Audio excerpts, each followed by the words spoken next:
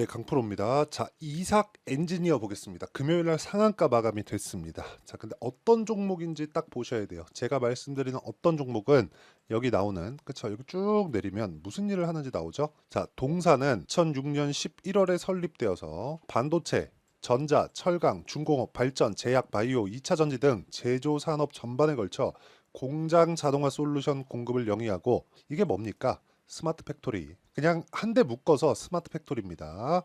스마트 팩토리 중에서 우리가 가장 잘 알고 있는 기업이 있죠. 그게 뭐예요? 포스코 DX죠. 포스코 DX가 23년도에 어느 정도까지 올라갔나요? 10배 이상 올라갔습니다. 자, 그런 상황이 지금 벌어지고 있다. 자, 근데 여기서 일반적으로 얘기하는 스마트 팩토리, DX에서 하고 있는 뭐 공장 자동화 이런 것보다 지금 서버를 관리하는 그쪽으로 진출을 하고 있습니다. 자, 무슨 얘기냐면 AI 데이터 센터, 미국에서 뭐 델 컴퓨터나 슈퍼마이크로 컴퓨터나 이런 쪽에서 하고 있는 서버 관련된 내용들을 이삭 엔지니어가 한국에서 하고 있다고 보시면 됩니다. 그리고 KT가 지금 서버를 확충하기 위해서, 데이터 센터를 확충하기 위해서 굉장한 노력을 기울이고 있죠. 지금 전화국, 기존에 있는 전화국을, 그 전화국 자리를 데이터 센터로 바꾸겠다, 이런 발표를 이미 한 바가 있습니다. 그런 것에 대한 수혜를 받고 있다고 보시면 돼요. 그런데 실적 보겠습니다. 자, 실적 보면 그렇게 좋은 실적이 아니죠.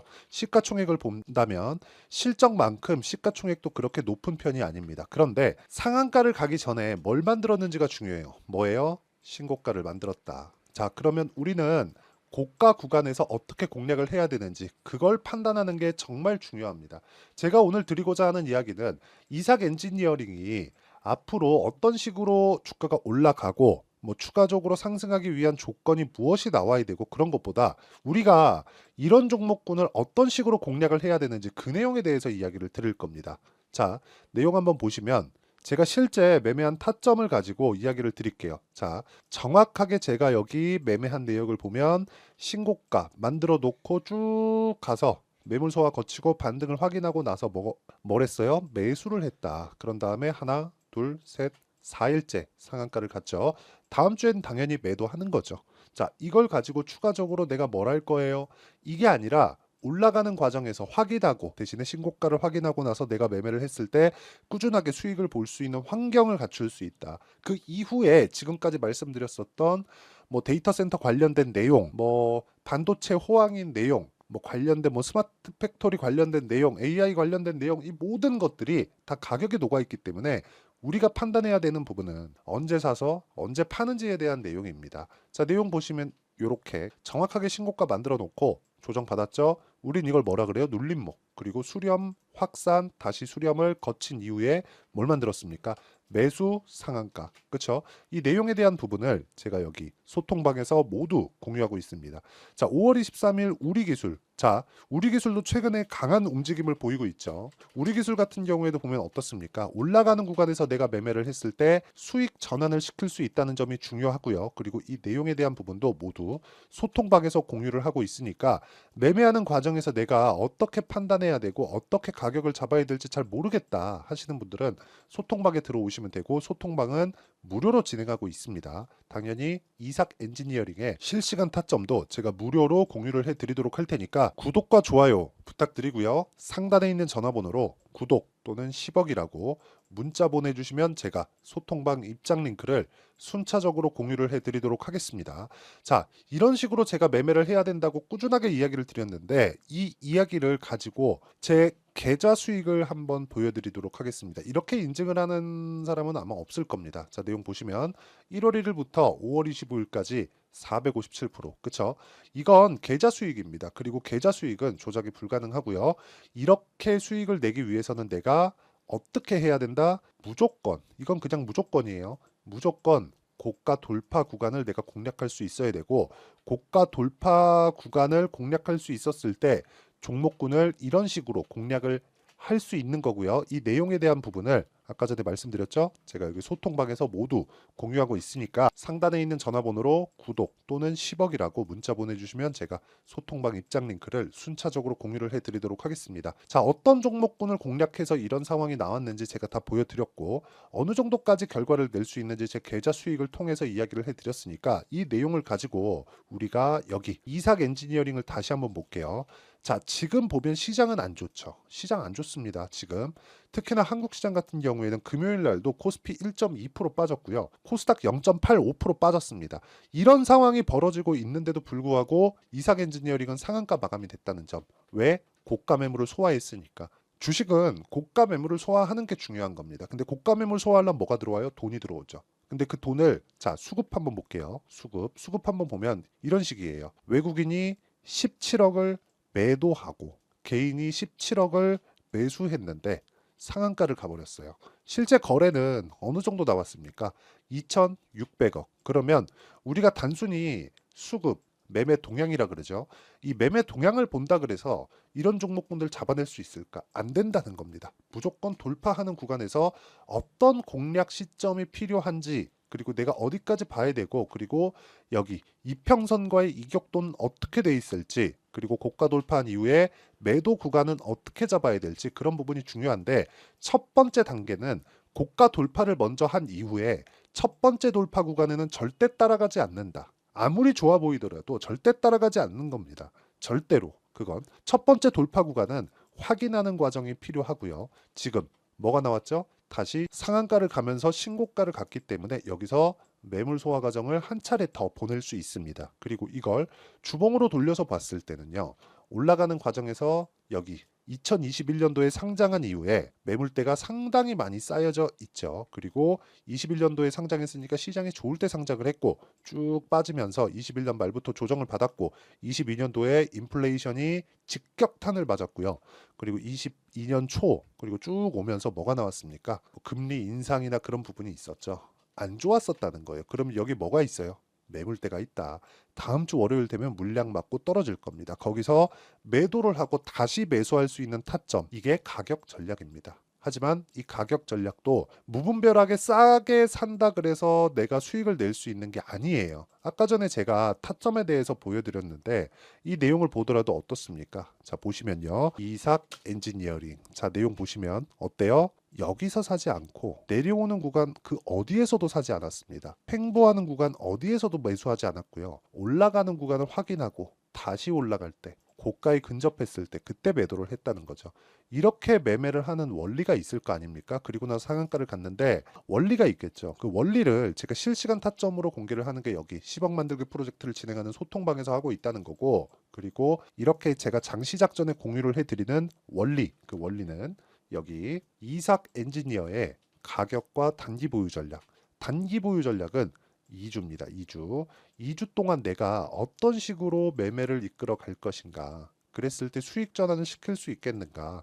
그러려면 가격을 얼마나 디테일하게 잡아야 되겠는가. 이 세 가지 내용을 제가 모두 다 공유를 해드리고 이삭 엔지니어링의 다음 주에 나온 매도 타점을 제가 실시간 타점으로 문자로 공유를 해드리도록 할 테니까 상단에 있는 전화번호로 이삭이라고 문자 보내주시는 분들에 한해서만 제가 단기 보유 전략 그리고 실시간 타점을 문자로 공유를 해드리도록 하겠습니다. 자, 내용 정리하면 그렇습니다. 주식시장은 미래 가치를 가격이 먼저 반영하기 때문에 가격이 먼저 반영하는 과정에서 고가 돌파가 나올 수밖에 없다. 이건 원리예요. 그냥 교과서예요. 암기 과목입니다. 그냥 외우세요. 그냥 외우시면 됩니다.